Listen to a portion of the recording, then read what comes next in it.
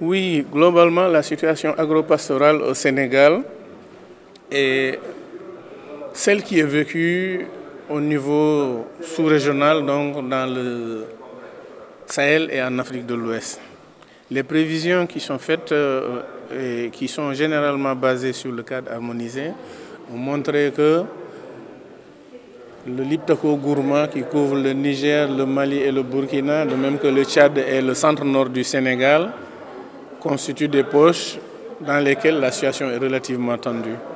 Au Sénégal, on ne peut pas s'alarmer en termes d'effectifs, de personnes en insécurité alimentaire, le chiffre annoncé étant de 750 000, comparé à 10 600 000 dans la région concernée. On peut dire ça va, nous pouvons nous en sortir, d'autant plus que les autorités nationales ont prévu et ont pris les dispositions requises à travers des plans de réponse et de riposte pour pallier ce phénomène qui est indépendant de la volonté de tout un chacun. Donc c'est essentiellement la zone de Matam qui est concernée, mais nous sommes tous au courant des efforts qui sont déployés par l'État pour venir au secours de ces populations, notamment sur le plan ressources pastorales, mais aussi sur le plan préparation de la campagne agricole à venir.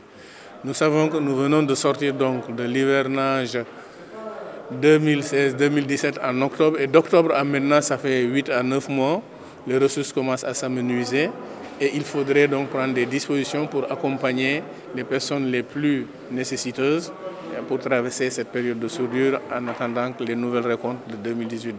Combien de personnes concernent le Sénégal? Je l'ai dit tout à l'heure, c'est à peu près 750 000.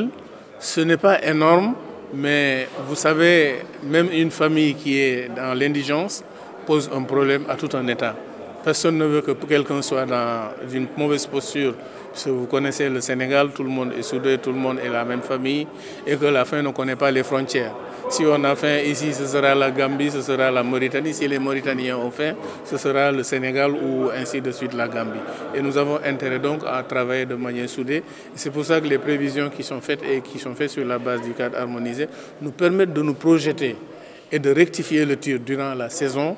Et nous sommes optimistes, parce que certes le démarrage des pluies est tardif, mais aussi l'arrêt pourra être prolongé et cela permettra aux différentes spéculations agricoles, aussi bien que les ressources pastorales, de pouvoir boucler le cycle et de rester en équilibre pour la saison, pour la campagne prochaine. Merci.